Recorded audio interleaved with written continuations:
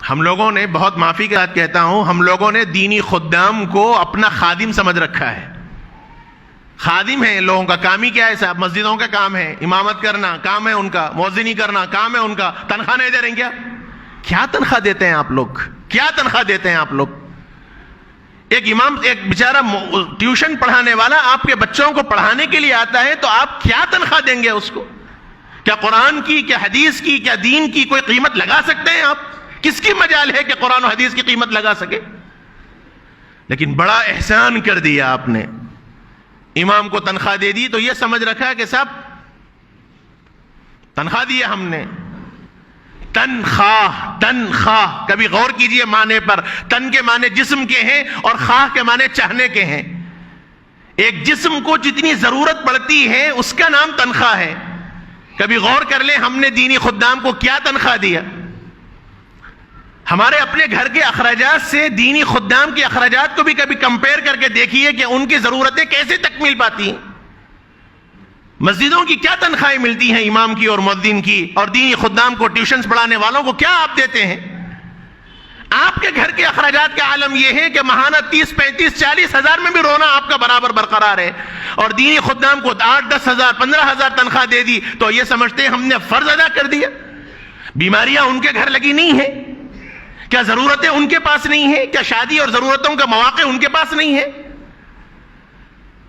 میرے بھائیوں، یہ وقت کی نزاکت ہے. یہ دینی خدام کو اپنا مقتدا بنائیے، احترام کیجیے ان کا. اور جب تک احترام نہیں ہوگا، خدا کی قسم دینی ماحول اور مزاج ہم لوگوں کے اندر نہیں آئے گا. میں یہ نہیں کہتا کہ دودھ کے دھلے ہیں سب، غلطیاں ہر دو سے ہوتی ہیں. ہم سے بھی غلطیاں ہوتی ہیں، اور ہماری اپنی مجلسوں کے اندر اس کا باضابطہ مذاکرہ ہوتا ہے. ایک امام صاحب اگر اپنے فرض منصبی میں کوتاہی کرتے ہیں تو کبھی دل بڑا رکھنا چاہیے کہ صاحب ان کی بھی ضرورتیں ہیں. ایک مؤذن سے اگر اس کی ضرورتوں میں تکمیل میں کوئی کوتاہی ہوتی ہے تو یہ سمجھنا چاہیے کہ وہ بھی انسان ہے، اس کے لیے بھی کچھ ضرورتیں ہیں. ایک گھر پہ پڑھانے والی ٹیوشن استاد اگر آپ کے گھر پہ کسی ضرورت سے نہیں آتا تو یہ سمجھنا چاہیے کہ وہ بھی ایک انسان ہے، اس کی بھی کچھ ضرورتیں ہیں. لیکن دینی خدام کو ہم نے اپنا نوکر سمجھ رکھا ہے. اوپر سے لے کے نیچے تک سب اٹھا کے بول دیں گے. یہ ادب و احترام نہیں ہے. یہ خدام ہے دین کے. آپ اپنی نماز ان کے پیچھے پڑھ رہے ہیں، امام کے پیچھے اپنی نماز پڑھ رہے ہیں آپ لوگ. اللہ اکبر کہہ کے جب آپ تحریمہ باندھتے ہیں تو مسلک کے اعتبار سے آپ سے لا غلطیاں ہو جائیں نماز کے اندر، لیکن سجدہ سہو آپ کو لازم نہیں ہے.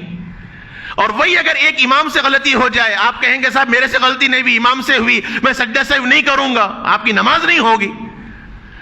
امام کو جب آپ نے اللہ اکبر کہہ کر تحریمہ باندھ دیا تو آپ نے اپنی نماز کو امام کے حوالے کر دیا. اب آپ اپنی مرضی نہیں چلا سکتے. امام رکوع کیا تو رکوع، امام سجدہ کیا تو سجدہ. یہ حال ہے امام کا. اور ہمارے پاس اماموں کا مقام و مرتبہ کیا ہے؟ مؤذن اعلان کرتا ہے، آپ کو وقت شروع ہونے کی اطلاع کرتا ہے، وہ آپ کو ندا لگاتا ہے، حی علی الصلاح، آئیے نماز کی طرف، آئیے کامیابی کی طرف. وہ آپ کو آپ کے دنیا کے جھمیلوں سے نکال کر اللہ کے گھر کی دعوت دے رہا ہے. اور ہم نے مؤذن کا کیا مقام و مرتبہ رکھا؟ ایک استاد گھر پر آپ کے بچوں کو پڑھانے آتا ہے تو وہ صرف قرآن نہیں پڑھا رہا ہے، وہ صرف دینی ماحول نہیں فراہم کر رہا ہے، بلکہ وہ آپ کے بچے کو دینی تربیت کر رہا ہے. وہ آپ کے بچوں کو مرتد ہونے سے، وہ آپ کے بچوں کو دین بیزار ہونے سے بچا رہا ہے. اور آپ نے اس کے ساتھ کیا معاملہ کیا؟ یہ تو پوچھنا ہی نہیں چاہیے تھا.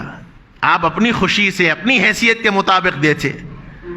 لیکن یہ جو بھاؤ تاؤ کیا جاتا ہے ٹیوشن پڑھانے کے واسطے، کیا لیں گے صاحب، کتنا لیں گے صاحب، بہت زیادہ ہے صاحب، 4 بچے ہیں صاحب، کچھ تو کم کیجئے صاحب. مذاق بنا رکھا ہے دین کا ہم لوگوں نے. اور اس میں بھی سوچیں گے صاحب کون کم لے رہا اس کے پاس بھیجاؤ، چاہے بچے کی تجوید آئے نہ آئے، چاہے وہ ماحول آئے نہ آئے. اور استاد پڑھا کے چلا گیا تو کبھی اتنی توفیق ہم لوگوں کو نہیں ہوتی کہ بیٹھ کر تھوڑا پوچھیں کہ بیٹا آج مول صاحب نے کیا پڑھایا تم سے. ہر آدمی یہاں بیٹھا ہوا ہر آدمی اپنے دل پر ہاتھ رکھ کر سوچ لے، میرا فرض ہے، میں اپنی فرض ادا کر رہا ہوں. میں مذاکرے کے طور پر آپ سے کہہ رہا ہوں، میں کوئی تنقید نہیں کہہ رہا ہوں آپ کے اوپر. میرا فرض ہے وارث رسول ہونے کی حیثیت سے ہم میں کا ہر ساتھی اپنے دل پر ہاتھ رکھ کر یہ سوچے کہ میں اپنے بچے کی تعلیم کے واسطے اور خاص طور پر دینی تعلیم کے واسطے کتنا فکر مند ہوں، کتنا میں فکر مند ہوں۔ ایک استاذ کو اگر میں نے رکھ دیا تو کبھی میں نے پوچھا استاذ سے کہ حضرت کیا میرا بچہ پڑھ رہا ہے، میرا بچہ کتنا آگے بڑھ رہا ہے؟ کبھی میں نے پوچھا؟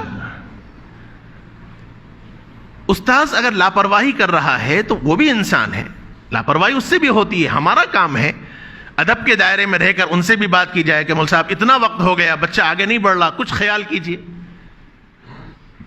یہ چیزیں ہمارے پاس نہیں ہیں تو پھر ادب کہاں سے آئے گا ہماری اولادوں میں، دین کہاں سے آئے گا؟